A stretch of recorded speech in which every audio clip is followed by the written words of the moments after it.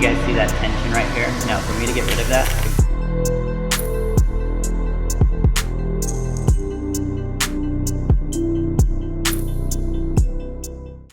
yo, what is up you guys? Welcome back to another vlog. So today we're going to be wrapping the front bumper to the Toyota Supra.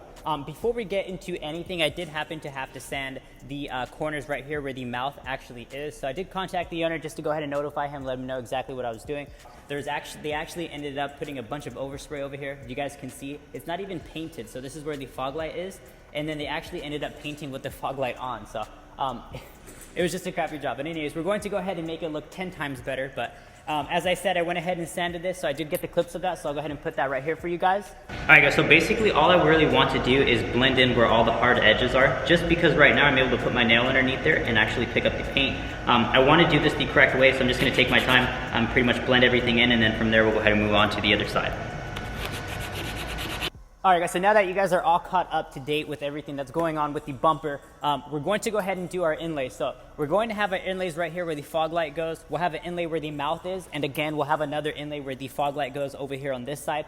I will be walking you guys through the inlays, you guys, so I will be using knifeless tape, so you guys will be able to actually see where I put my inlays, how I blend everything in when we go ahead and wrap the main bumper and everything else like that. So stay tuned, be sure to smash that like button for me guys, be sure to show your support, and yeah, drop a comment down below, but let's get it. Alright guys, so we're going to be starting off with the passenger fog light first. This will be a two-piece inlay, meaning that I'm going to go ahead and actually end it right here. This will be its own inlay, and then this will be its own inlay down here. Now, the reason why I'm doing that is because I don't want any type of tension right here in the corner, just because the paint's really loose, and later down the road, I don't want it to go ahead and lift or anything like that. So, that being said, I'm going to go ahead and get everything nice and clean. I'll run my knifeless tape. I'll set you guys up at a good angle so you guys can see exactly what I'm doing, and let's get it.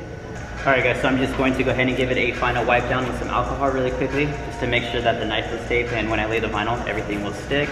And basically the alcohol is just going to go ahead and get rid of any type of grease or contaminants, anything left on the bumper. As always, have my handy dandy glove. Shout out to Paint is Dead, they're one of my sponsors. They always send me out my gloves and stuff like that, so appreciate you guys. And let's start laying our knifeless tape. I'm actually going to lay the bottom one first, and then I'll lay the top one. And the knifeless tape that I'm using is a design line knifeless tape. It's not a straight edge.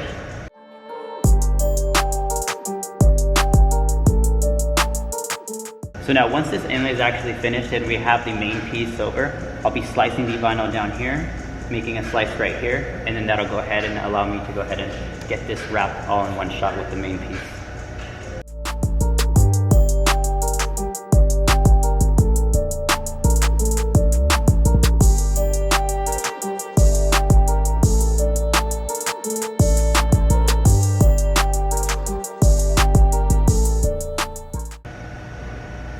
This isn't something you guys would get done all in one shot. It's trial and error with knifeless tape.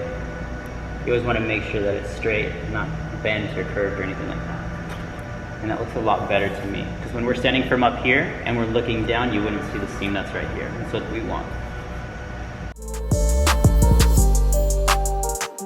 And the way that I'm actually going to do this is I'm going to start from here. So I'll go ahead and lay it. I'll go ahead and start from right here with my fingers. And then from there, I'll go ahead and pop it out and start working it up, just so this way that it's laid with no type of tension.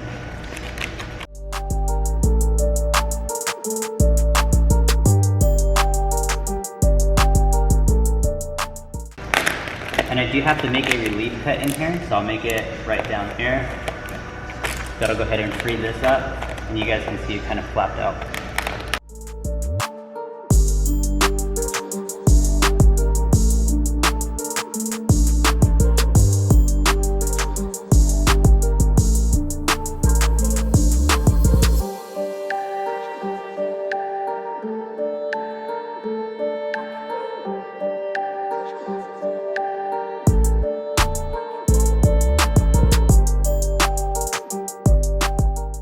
So you guys can see when I do my inlays, I do make a lot of relief cuts.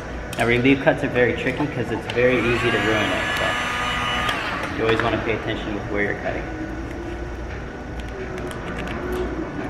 And you guys see that tension right here? Now for me to get rid of that, I can pull this back and shorten it up. And basically this would be consider the relief cut.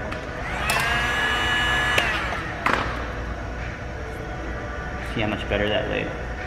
This crease right here, that'll end up getting cut off with the knifeless tape. And I believe I laid the bottom one first, so I'm gonna end up pulling this one. I can pull it right now.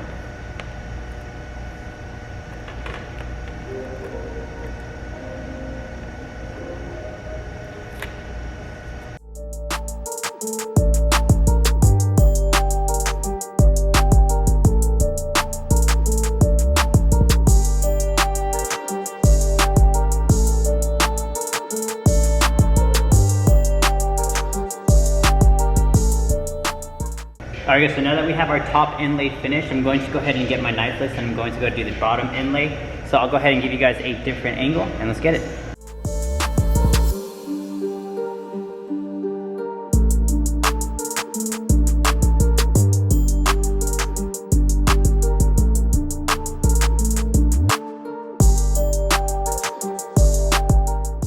Alright guys, so our knifeless is finished up. I'm going to go ahead and cut out our piece really quickly, come back and we'll go ahead and start this.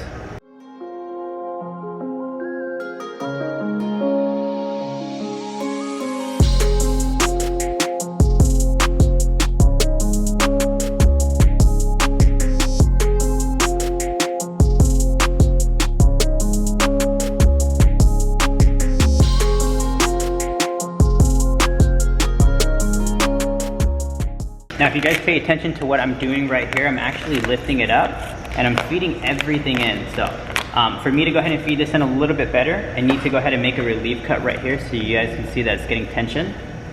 Let me grab my blade. I'm going to go ahead and follow this line, and just like that you guys can see it freed this up and freed this up as well. So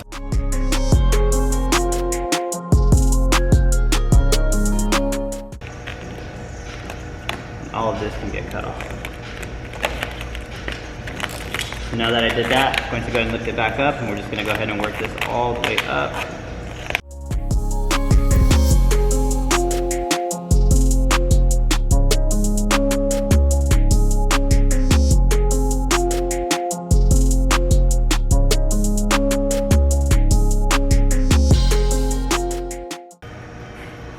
So now that I have this ran all along the knifeless tape, I'm going to go ahead and pull it, but I do want to make sure on which one I laid first. So yeah, I can pull this one first.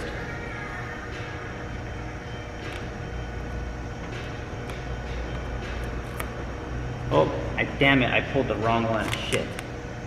Alright guys, so right here I ended up making a mistake, as you guys can see. I ended up pulling the wrong knifeless tape, but I was really contemplating on redoing the inlay just because if I came up short on this after laying the main piece, I would have to go ahead and rewrap the whole bumper, and that's just a loss of material. So I was able to go ahead and save everything. I just had to do a light trim on it just to blend it in a little bit better. Just make sure that you guys are always pulling the correct knifeless tape or little things like this will happen. So now that I went ahead and pulled this knifeless tape, I'm going to go ahead and make sure that all the vinyl's pushed down onto this one, and then we'll go ahead and pull this.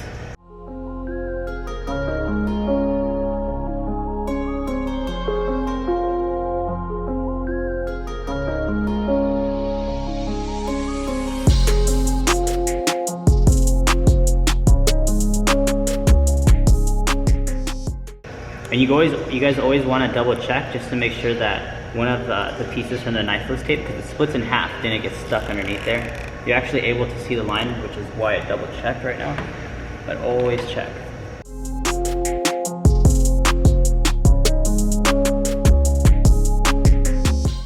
Alright guys, so now that I went ahead and trimmed out everything, made sure everything was nice and clean, I'm going to go ahead and post-heat it with the heat gun, make sure everything's nice and on there.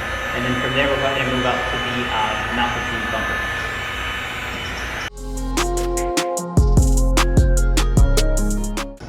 Alright guys, so just finished up the passenger side of the fog light. The inlays came out really clean. If you guys look right here where the two inlays actually meet, it blends in super well. Not only that, but when the fog light actually goes on, it's about 3 inches big or so. So you'll never ever see in between here. But now that that side is finished up, we're going to go ahead and move on to the mouth of the front bumper. We'll do our top inlay, we'll go and do our bottom inlay, and then move on to the passenger side. But let's get it.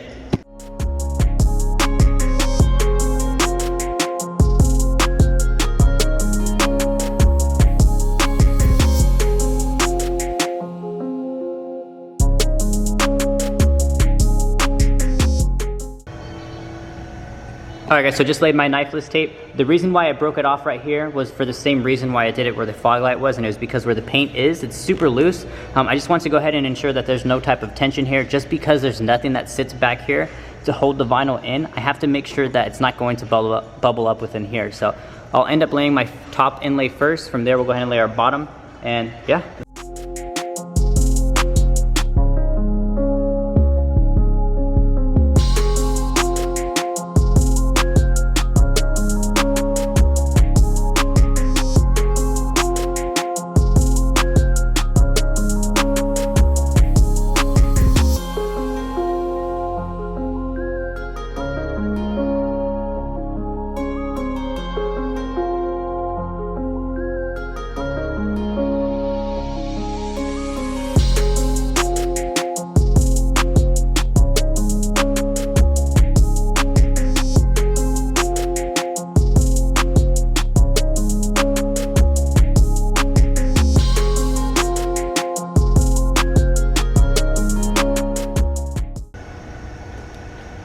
Alright guys, so if you guys see right here, I actually ended up picking up the vinyl just like this, and I ended up feeding it in.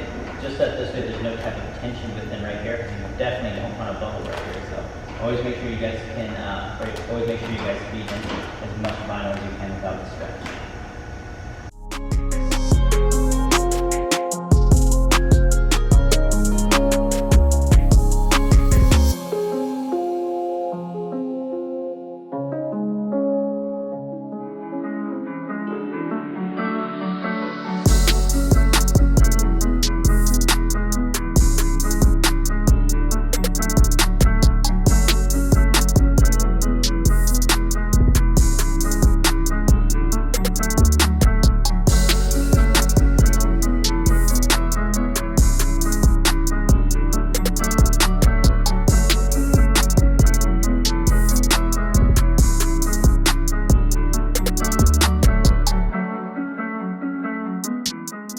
And just like that, we have the mouth of the bumper finished. The inlays blend in super well. You can barely even see them. But yeah, let's go ahead and move on to the last inlay, which is the other side of the bumper. So we're going to go ahead and do the same thing that we did to the passenger side. And we're going to go ahead and lay our knifeless tape.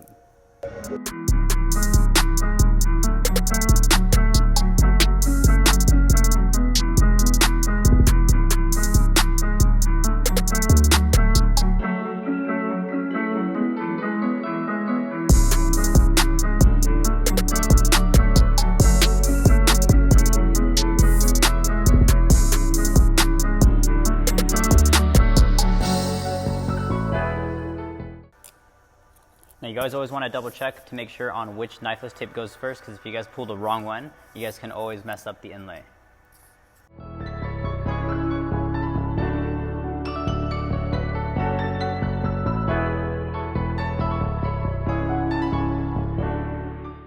Now that the top inlay is done, we're going to go ahead and lay our bottom knifeless, and then from there we'll actually go ahead and lay the main piece.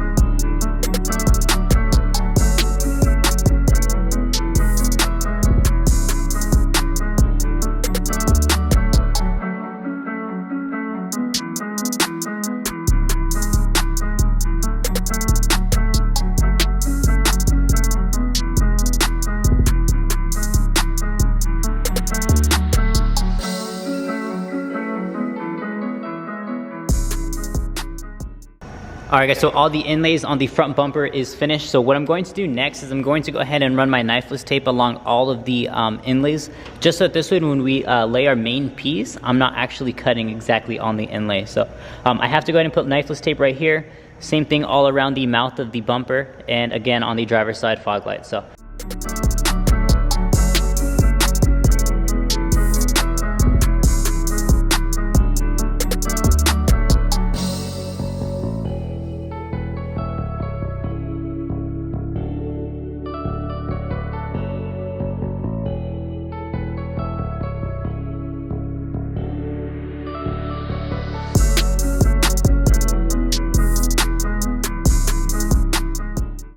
All right, guys, so I just finished up laying all of the knifeless tape, but I did want to give you guys a heads up. If you guys are using design line, just be careful with the edges or the roundabouts right here at the corners.